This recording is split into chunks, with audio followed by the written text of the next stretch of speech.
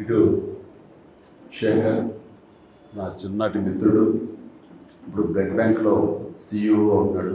అలాగే మరొక మిత్రుడు శ్రీజస్ నాయుడు, ఈయన సిఎఫ్ఓగా ఈ బ్లడ్ బ్యాంక్కి తన సేవలు అందిస్తున్నాడు. సార్ మీకు అందరికీ తెలుసు, స్వామినాయుడు అలుపెరగని సైనికుడిలాగా మనల్ని తన జీవితాన్ని అంకితం చేసి ఇట్లా కొనసాగిస్తాడు. అది నాకు ఎనలేని స్ట్రెంగ్త్.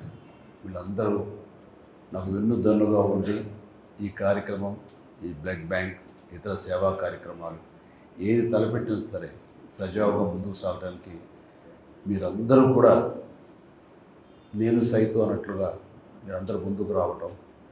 కాబట్టి ఇది ఈ రోజున ఒక నిరంతర జీవనదిలాగా ఈ సేవా కార్యక్రమం సాగిపోతూ ఉంది. రేపొద్దున మనం ఎక్కడున్నా, ఎలా ఉన్నా, ఏమైనా ఈ సేవా కార్యక్రమం మాత్రం ఆగదు. ఇది నిరంతరం ముందుకు సాగిపోతుంది. దాని ప్రకారం ప్రారంభమైన నా రక్తం పంచిన, రక్తం ఇచ్చిన నా తమ్ముళ్ళు, నా సోదరిమణులు, వీళ్ళందరి యొక్క సహకారంతో ఇది కొనసాగుతుంటుంది. ఇది జీవితంలో నాకు ఎనలేని సంతృప్తి. దానికి కానీ ప్రతి ఒక్కరికి నా హృదయపూర్వక ధన్యవాదాలు ఎప్పుడూ తెలియజేసుకుంటూనే ఉంటాను. ధన్యుడి. మనం ఏదైనా ఒక మంచి చేయాలి అని అనుకుంటే దాని ప్రతిఫలం ఆశించకూడదు. మన లక్ష్యం ఏమిటి, అది చేరుకోవడం కోసమే మన ప్రయత్నం ఉండాలి తప్ప దాని పర్యవసానం ఏమిటి, దాని ఎండ్ రిజల్ట్ ఏంటి, దాని ప్రతిఫలం ఏంటి అనేది మాత్రం ఆశించకూడదు. అలా ఆశించి నేను చేయలేదు.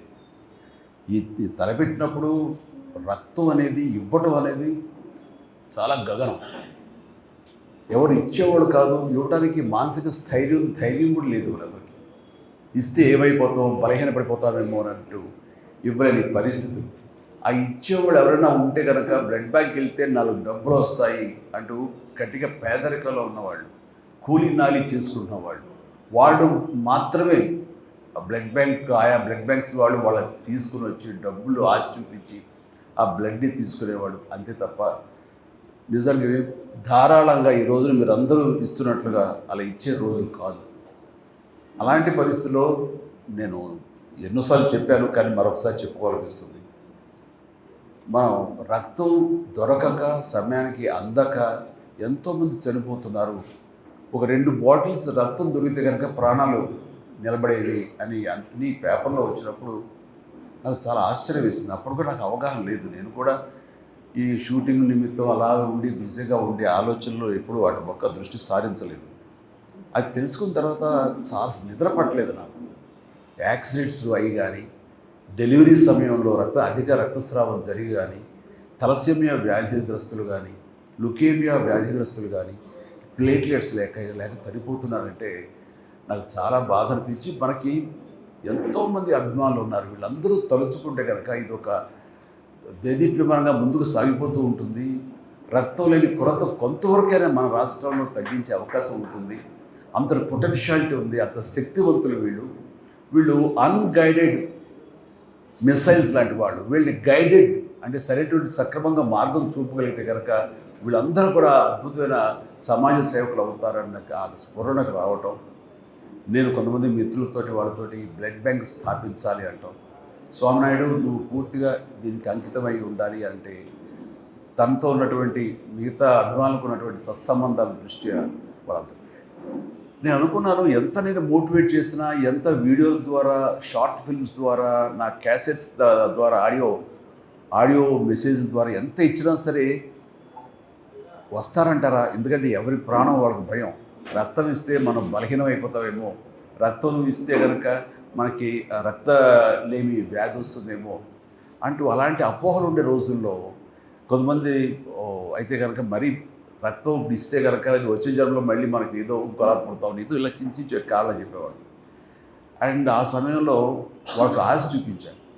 నన్ను కలవాలనుకున్న వాళ్ళు, నన్ను మీట్ అవ్వాలనుకున్న వాళ్ళు, నాతో ఫోటో దిగాలనుకునే వాళ్ళు ఎవరైనా ఉంటే ముందు రక్తం ఇచ్చారంటే అప్పుడు ఇస్తానని.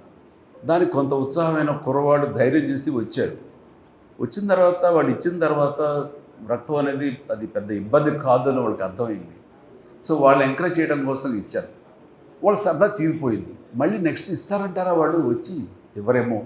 ఇట్లా ఎంతమంది 1 or 2 ఇయర్స్ తర్వాత నా ఫ్యాన్స్ అందరు తలా ఒకసారి బ్లడ్ ఇచ్చిన వాళ్ళు అవుతారు, ఒక ఫోటో దిగేసిన వాళ్ళు అవుతారు, వాళ్ళు సంతృప్తి చెందుతారు. ఆ తర్వాత ఇది కొనసాగాలంటే ఎంత కష్టం కదా అనే డౌట్ ఉండేది నాకు. కానీ నా డౌట్ని పటాపంచలు చేస్తూ ఒకసారి ఇచ్చిన వాళ్ళు ఈ రోజులో మీలో ఉన్నారు. అట్లాగా 25 సార్లు, 30 సార్లు, 100 సార్లు, 150 సార్లు ఇవ్వడం జరుగుతుంది అంటే కనుక మీరందరూ ఆ సేవా కార్యక్రమంలో ఉన్నటువంటి ఆ మాధుర్యాన్ని, ఆ సంతృప్తి అది అందరూ అనుభవిస్తున్నారు కాబట్టి మున్ముందుకు వచ్చి ఇంకా ఇది ఇలా కొనసాగుతుంది. అదే దృష్ట్యా నేను కూడా ఈ సేవా కార్యక్రమాలు చేస్తూ ఉన్నాను, ఇంకా కొనసాగిస్తున్నాను. నా తర్వాత చరణ్ అదే విధంగా తను కొనసాగించాలనుకుంటున్నాడంటే కనుక అందులో ఉండేటటువంటి సంతృప్తి అంతా ఇంత కాదు. ఏదైనా సరే నేను ప్రతిఫలం ఆశించకూడదు, తిరిగి ఇలా బౌన్స్ బ్యాకే వస్తుంది, మనం మంచి చేస్తే మంచి వస్తుంది, చెడు చేస్తే చెడు వస్తుందని ప్రగాఢంగా నమ్మేవాడిని. కానీ అది ఆశించి కాదు, మన ధర్మంగా నేను నెరవేర్చుకుంటూ వెళ్ళిపోతుంది.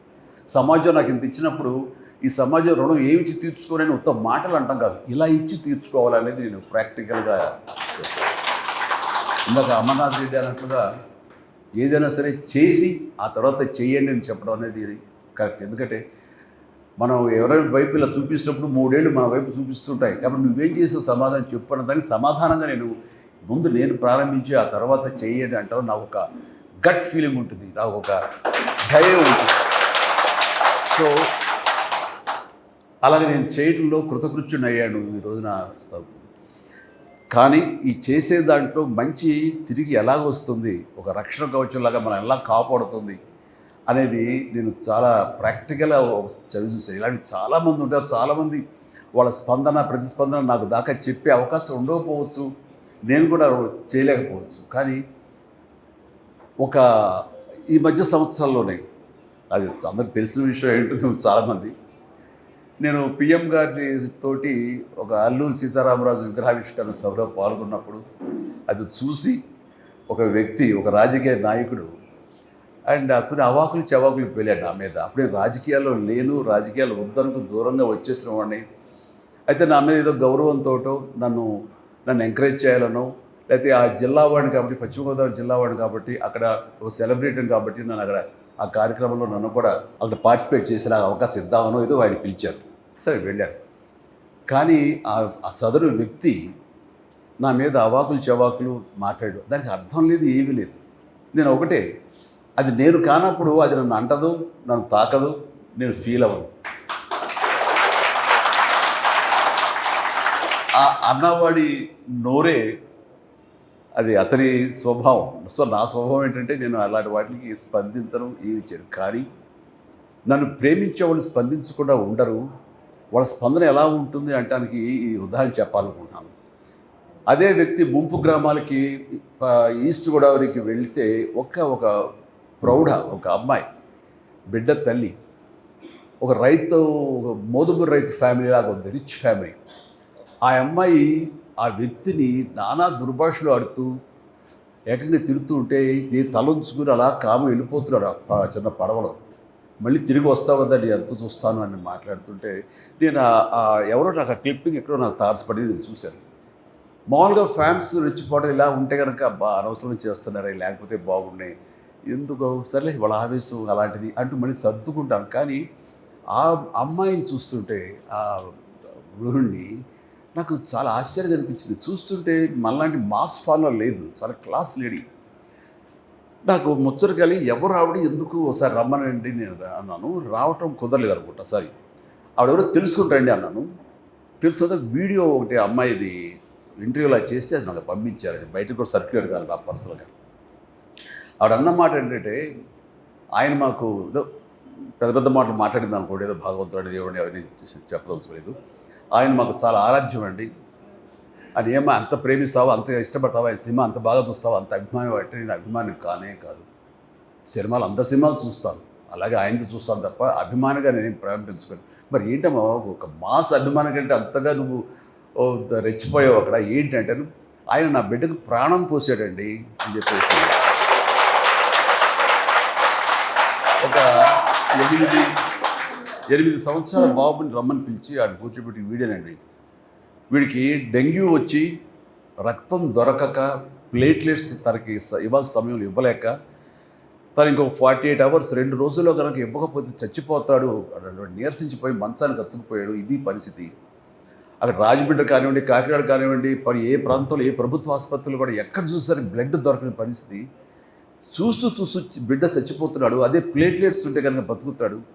ఎలాగని మేము అందరూ ఆలోచిస్తుంటే ఎవరో సలహా ఇచ్చారు, బ్లడ్ బ్యాంక్కి ఫోన్ చేయమ్మా హైదరాబాద్కి, వాళ్ళు ఏదో మార్గం చెప్తారు వస్తారు. ఎక్కడ హైదరాబాద్ అయ్యా, ఎక్కడిదయ్యా, ఎవరిస్తారు, ఏంటి, ఎలా రెస్పాండ్ అవుతారు, మాకు అందుబాటులో ఉంటారంటే ప్రయత్నం చేయమ్మా అన్నారు. ఇక్కడ ఫోన్ కాల్ రాగానే మన అద్భుతమైన స్టాఫ్, బాధ్యత గల మన స్టాఫ్ వెంటనే ఫోన్ అందుకుని సో స్వామినాయుడికి తెలియజేస్తే స్వామినాయుడు వెంటనే అక్కడ ఉన్నటువంటి మరి కొంతమంది ఫ్యాన్స్, మన ఫ్యాన్స్ ఎక్కడున్నా సరే వాళ్ళందరూ బ్లడ్ ఇక్కడ దాకా వచ్చి ఒక అవసరం లేదు, వాళ్ళందరూ గ్రూపులుగా ఏర్పడతారు. ఎవరికి ఏ గ్రూప్ బ్లడ్ కావాల్సి వస్తే వాళ్ళందరూ ముందుకు వచ్చి వాళ్ళు లైవ్లో బ్లీడింగ్ ఇవ్వడం జరుగుతూ ఉంటుంది. అట్లాగా రేర్ బ్లడ్ అయినా సరే ఆ కుర్రవాడిది 5-6 మంది కుర్రవాడు ముందుకు వచ్చి ఆయా హాస్పిటల్కి వెళ్ళి వాళ్ళు ఇవ్వడం జరిగిన తర్వాత ఆ బిడ్డ బతికాడు. ప్లేట్లెట్స్ ఎక్కించడం బాగుంది. చెప్పండి ఇప్పుడు నా బిడ్డ చేతితో చూస్తుండగా చనిపోయి బిడ్డని మరి బతికి బట్టగట్టాడు, ఇదిగో ఇలా తిరుగుతాడంటే మరి ఆయన నాకు దేవుడు నాకు ఏమవుతాడు అన్నారు. ఆ మాట మరి ఎందుకు అంతే మరి ఏమిటి అలాంటి ఆయన అంటాడా మన మాటలు, కానీ బుద్ధి జ్ఞానం ఉందా అంటూ ఆవిడేవో తిట్టేసింది, అయిపోయింది. అంటే మనం చేసిన పుణ్యం ఎక్కడికి పోదు, తిరిగి అది మనకి వెనకాల మనకి వస్తుంది. అందుకనే మీ అందరికి కూడా ఇలాంటి మంచి కార్యక్రమాలు మీరు చేయటం మూలంగా అది మీకు ఆశీస్సులు అయ్యి మీ బిడ్డల్ని, మీ తల్లిదండ్రులు, మీ ఇంటిని మీకు రక్షణగా ఉంటుంది. అందుకని ధర్మో రక్షిత రక్షత అంటారు. అట్లాగా మీరు మంచి పనులు చేస్తే అదే మంచి బౌన్స్ బ్యాక్ అయింది. ఇక్కడ శంకర్ మహంత్ గారు ఉన్నారు, మరి ఆయన సౌమ్యుడు, ఎంతో మంచి చేసి మంచి ఆలోచిస్తాడు, మంచిగా ఉండాలి, తన వంతు ఏదో సహాయ కార్యక్రమాలు చేస్తుండొచ్చు, ఆయన ఎన్నో పుణ్య కార్యక్రమాలు చేస్తుండొచ్చేమో. ఆయనకి సంబంధం లేకపోయినా సరే ఆ యొక్క ధర్మం అది ఆయన భార్యని కాపాడమే చేసింది తప్ప ఇందులో మా ఎవరి గొప్పతనం కాదు. అది ఆ విధి, ఈ ప్రకృతిని మీరు దేవుడు అంటారా, దేవత అంటారా, మరొకటి అంటారా తెలియదు. ఈ power of this magnetism, power of this energy ఎప్పుడు మంచి అయితే మంచిగానే, నెగిటివ్ అయితే నెగిటివ్గానే ఎప్పుడు బౌన్స్ బ్యాక్ అవుతుంది. కాబట్టి మంచిగా ఆలోచించండి, మంచి చేయండి, సేవా కార్యక్రమాలు చేయండి, 10 మంది ఆశీస్సులు తీసుకొని ఇలాగ మీరు మీ కార్యక్రమాలు కానీ మీ దినచర్య కానీ ఉంటే కనుక ఖచ్చితంగా మీకు ఎనలేని సంతృప్తి ఇస్తుంది. శాంతంగా ఉంటారు, మనస్ఫూర్తిగా హాయిగా నిద్రపోతారు. నేను చేసేది అదే. చాలామంది అంటారు ఏంటి ఇప్పుడు కూడాను ఇంత వయసులో కూడా ఏంటి మీరు అంత ఇదిగా ఉంటారు, అంత యంగ్ లుక్గా ఉంటారు. అది దీన్ని ప్రత్యేకించి ఎవరు చేసి కాదు, ఇది మనసు ప్రశాంతంగా పెట్టుకుంటాను. ఎవరు ఎన్ని రకాలుగా నన్ను ఆడిపోసుకున్నా, దుర్భాషలు ఆడినా, లేకపోతే అకారణంగా నన్ను ఏమైనా అన్నా సరే నేను పెద్ద రియాక్ట్ అవ్వను. అదే స్థితప్రజ్ఞ అంటే స్థితప్రజ్ఞ అనే పెద్ద మాట నేను వాడను, కానీ అది నాకు తగలవు. అది నేను కాదు కాబట్టి నేను దాన్ని ఓన్ చేసుకోకపోతే కనుక వాళ్ళ మాట నన్ను బాధించవు. అందుకని ఎప్పుడు మనసు ప్రశాంతంగా ఉంచుకుంటాను, హాయిగా నిద్రపోతాను, నాకు పని ఉంటే కష్టపడి పని చేస్తాను ఏ రోజుకి, అంతే తప్ప మరొకటి కాదు. అండ్ ఇంత ధైర్యంగా ఈ సేవా కార్యక్రమాలు కొనసాగుతూ ఉన్నానంటే అది మీరందరి సహాయ సహకారాలే. ఆ వ్యక్తి, ఆ గృహిణి ఆ మాట అన్న తర్వాత నేను కాదమ్మా, ఎవరైతే కనుక బ్లడ్ డొనేట్ చేస్తున్నారో వాళ్ళు ఆ రక్తదాతలు నిజమైన దేవుళ్ళు, వాళ్ళు ప్రాణప్రదాతలు అని చెప్పి అదంతా కలిపి మీకే ఇస్తున్నాను, అది మీ పుణ్యం, అది నేను సంధానకర్త, నేను ఒక వెపన్ అంతే, మధ్యలో ఒక ఆలంబన అంతే తప్ప దీని పూర్తి బాధ్యత, పూర్తి పుణ్యం, పూర్తి సంతృప్తి అంతా మీది. ఓకే, ఒక మంచి కార్యక్రమం మీతో చేయించగలుగుతున్నాను అన్న సంతృప్తి నేను ప్రతి దినం నేను ఫీల్ అవుతుంటాను. అండ్ ఈ కార్యక్రమానికి ప్రత్యేకించి మనం ఇలా మంచి పనులు చేస్తుంటే నా స్నేహితులు ఇద్దరు సిటీఓగాను, ఈయన ఒక చార్టెడ్ అకౌంటెంట్గా ఉండి తన స్కూల్స్ ఉండి ఆయన ఎడ్యుకేషనిస్ట్గా ఉంటూ ఇప్పుడు ఈ కార్యక్రమం చేస్తుంటే మాకు ఏదో జీవితకాలం అంతా ఏదో ఒక ఇలాంటి కార్యక్రమాలతో చేసుకుంటూ వచ్చాం, కానీ ఒక సంతృప్తి అనేది తెలియదు. నేను చెప్పాక సంతృప్తి, ఆ సంతృప్తి కోసం మేము పరితపిస్తున్నాం, ఏం చేయాలో తెలియట్లేదు. ఇక్కడ ఏదైనా ఒక పని ఉంటే చేస్తాం మాకు అని. ఇప్పుడు మీరు చాలా పెద్దోళ్ళు అయ్యా, ఇప్పుడు మిమ్మల్ని పోషించేంత శక్తి బ్లడ్ బ్యాంకు లేదు, మీరందరూ లక్షల్లో సంపాదించుకున్న వాళ్ళు, అది ఎవరంటే చిచ్చి డబ్బు ప్రసక్తి కాదు, మేము సంపాదించుకున్న మాకు చాలు, ఇక్కడ ఉండి ఫ్రీ సర్వీస్ ఆనరీ జాబ్ ఏదో ఒకటి ఇస్తే కనుక ఫ్రీ సర్వీస్ చేస్తామంటూ ఇటు శేఖర్ కానీ స్వామినాయుడు కానీ మన స్వామి నాయుడు కానీ వీళ్ళందరూ ఉన్నారు అంటే ఇది ఈ పుణ్యంలో మా వంతు కూడా మేము సైతం అంటే వాడు ముందుకు వచ్చారు. వీళ్ళందరినీ మీ సభాముఖంగా నేను మనస్ఫూర్తిగా అభినందిస్తున్నాను. సో ఈ రోజున మీరు అందరూ వచ్చారంటే ఏం ఆశించి వచ్చి ఉంటారు, వీళ్ళలాగానే ఇందులో కూడా మనం పార్టిసిపేట్ చేయాలి. మన ఆప్త అమెరికన్ ప్రోగ్రెసివ్ తెలుగు అసోసియేషన్ ఆ సంస్థ వాడు 3 రోజులుగా సదస్సు నిర్వహించారు. అందులో లాస్ట్లో నేను వెళ్ళటం జరిగింది. వాళ్ళందరూ కూడా నేను అదే వాళ్ళకి చెప్పాను, వాళ్ళల్లో ప్రత్యేకించి నేను సినిమా యాక్టర్గా ఉన్నవాడిని, కొద్ది కాలం పాటు పొలిటికల్గా ఉన్నా సరే కార్పొరేట్ సంబంధించినటువంటి ఆ యంగ్ ఎంటర్ప్రినర్స్ సంబంధించినటువంటి సదస్సులో నేను ఏం మాట్లాడగలను, ఎంటర్ప్రినర్షిప్ కానీ కార్పొరేటివ్ అని అంటే వీటికి సరైన స్పెల్లింగ్ కూడా తెలియదు నాకు. నేను పూర్తిగా వ్యాపారాలు కానీ వీటికి కానీ చాలా దూరంగా ఉంటాను. కానీ నన్ను పిలిచారు కరెక్టేనా అని అన్నప్పుడు నేను వాళ్ళ దగ్గరికి వెళ్ళినప్పుడు ఒకటే మాట్లాడారు. నాకు ఇందాక వస్తూ గూగుల్ చేశాను, ఏంటి యంగ్ ఎంటర్ప్రినర్షిప్ అంటే ఏంటి, లక్షణాలు ఏంటి, ఎలాగా అనే దాని మీద తీసుకుంటే కొన్ని పాయింట్స్ ఉన్నాయి. అండ్ ఒక లక్ష్యం ఉండాలి మనకి, దాన్ని సాధించడానికి పర్సివరెన్స్ ఉండాలి, నిరంతర కృషి ఉండాలి, అండ్ డిటర్మినేషన్ ఉండాలి, పట్టుదల ఉండాలి. మనం ఒక్కోసారి ఓటమి పొందినా సరే అది ఏమాత్రం వెనకంజ వేయకూడదు. అండ్ మీరు తయారు చేసే కమ్యూనిటీ ఆల్రెడీ మార్కెట్లో ఉంది కదా, మనం ఏంటి కొత్తగా ఇవ్వగలం, ఏంటి కొత్తగా చేయగలం, ఏ డిసప్పాయింట్మెంట్ ఉండకూడదు, నీ ప్రోడక్ట్ మీద నీకు నమ్మకం ఉండాలి, బలమైన నమ్మకం ఉండాలి అంటూ ఇలా కొన్ని పాయింట్లు అనుకుంటే వాటి మీద ఏది మాట్లాడదాం అనుకుంటుండగా నాకు అనిపించింది ఇవన్నీ నేను ఆచరించినవే కదా. ఈ రోజున ఎంటర్ప్రినర్లో ఈ లక్షణం ఉండాలి అంటే నేను కార్పొరేట్ కాదు, నేను ఏదైనా ఒక బిజినెస్ మ్యాన్ కాను, కానీ సినిమా యాక్టర్గా వెళ్ళాలి అని నేను నిర్ణయం తీసుకున్న తర్వాత, సినిమాలో ఉండాలని నిర్ణయం తీసుకున్న తర్వాత ఈ పాయింట్ అన్నీ కూడా నేను ఆచరించానే. వీళ్ళకి చెప్పేటప్పుడు నేను ఆవిష్కరించుకుంటే సరిపోతుంది కదా అనిపించింది నాకు. అలాగే ఆ రోజు చెప్పాను, ఎవరో తెలీదు, ఎక్కడో తెలీదు, నేను మారుమూల ఎక్కడో మొగల్తూరులో ఉన్నాను. అయితే నాన్నగారితో పాటు ఆయా ఒంగోలు, పొన్నూరు, బాపట్ల, చీరాల ఇలాంటి చోట్ల నేను నాన్నగారితో పాటు స్కూలింగ్ అంతా చేశాను. అండ్ బాగా ఇందాక అమర్నాథ్ రెడ్డి చెప్పినట్టుగా అంత కడు పేదరికం కాకపోయినా సరే ఐ అప్రిషియేట్. వాళ్ళకి పట్టుదల కృషి ఉండబట్టే ఈ రోజున అతను అంత చదువుకొని అంత సమర్థత తాను సంపాదించుకోవడం, అలాంటి వాళ్ళు చూస్తుంటే ఎస్ మన మనస్ఫూర్తిగా మనం అభినందించాలి. అండ్ నాకు అనిపించింది నేను కూడా అలాగే మామూలు సాదాసీదా లో మిడిల్ క్లాస్ ఫ్యామిలీ నుంచి వచ్చిన వాళ్ళం. అండ్ అక్కడికి వెళ్ళి మనం సాధించగలమా అనే అంటంలో ఆ ఇంట్రెస్ట్ ఉంది, ఎలా సాధించగలం నమ్మకం, బలీయమైన నమ్మకం, డౌట్ లేదు. అలా డౌట్ పెట్టుకుంటే ఏది సాధించరు. నేను చేయగలను, నా టాలెంట్ మీద నాకు నమ్మకం ఉంది. అప్పుడు గొప్పగా ఇప్పుడు చూస్తుంటే అప్పుడు చేస్తుంటే ఫిలిం యాక్టింగ్ చూస్తే కొంచెం నవ్వుస్తుంటారు, ఇంత అమెచ్యూరిస్గా చేశాను అని. కానీ అప్పట్లో అది చాలా గ్రేట్గా నేను డెలివరీ చేశాను ఫీలింగ్. అండ్ ఇందాక ఎంటర్ప్రినర్షిప్ గురించి చెప్తున్నప్పుడు బయట ఒక కమ్యూనిటీ ఆల్రెడీ ఉంది కదా, మన ఎవరు ఆదరిస్తారంటే ఈ ప్రత్యేకతను అందరూ పొందుపరిస్తే కనుక మన కన్జ్యూమర్స్ ఆటోమేటిక్గా దానికి అట్రాక్ట్ అవుతారు.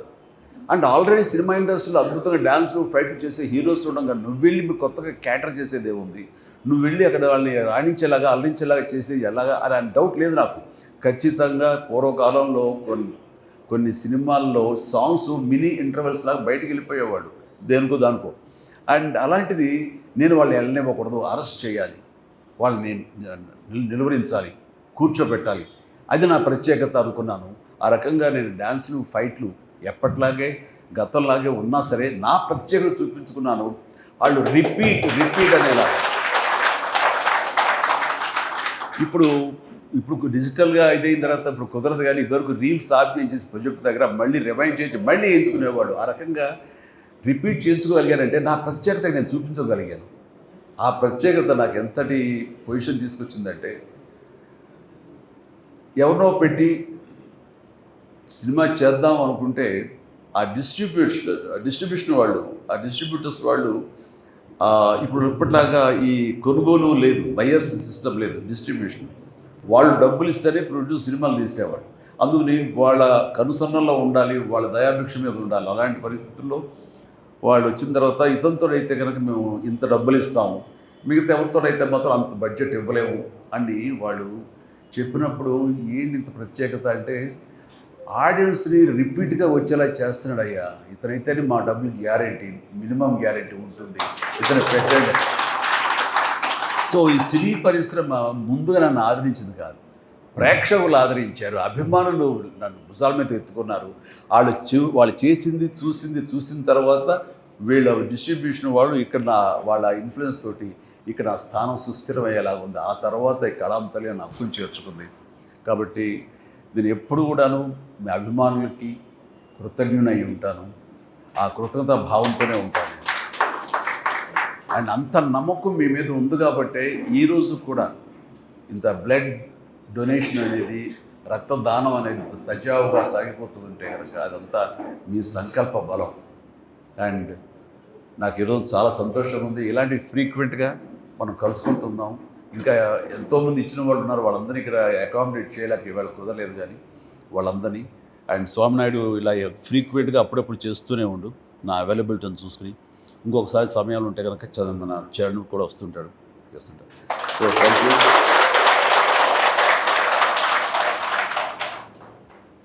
ఇలాగా చాలా సంతోషం శంకర్ మహంతి గారు, మీ యొక్క ఎక్స్పీరియన్స్ మీరు చెప్పి చేశారు. ఆవిడ ఆరోగ్యం బాగుండాలి, మీరు అందరూ చాలా బాగుండాలని, మీరు ఇండస్ట్రీలో నిలదొక్కోవాలని ప్రయత్నం చేస్తున్నారు. ఖచ్చితంగా మీకు ఆ నమ్మకం పెట్టుకోండి, మీకు బాగుంటుంది. అండ్ ప్రతి వాళ్ళకి, మనిషికి ప్రతి ఒక్కరికి నా హృదయపూర్వక ధన్యవాదాలు. Thank you. So nice sir. ఇది మీ ఇల్లు లాంటిది, ఎనీ టైం రావచ్చు, వచ్చినప్పుడల్లా రక్తం లాగేసుకుంటారేమో భయపడక్కర్లేదు.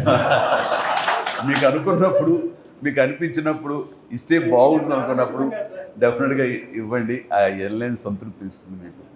Thank you so much. Love you all. కార్యక్రమం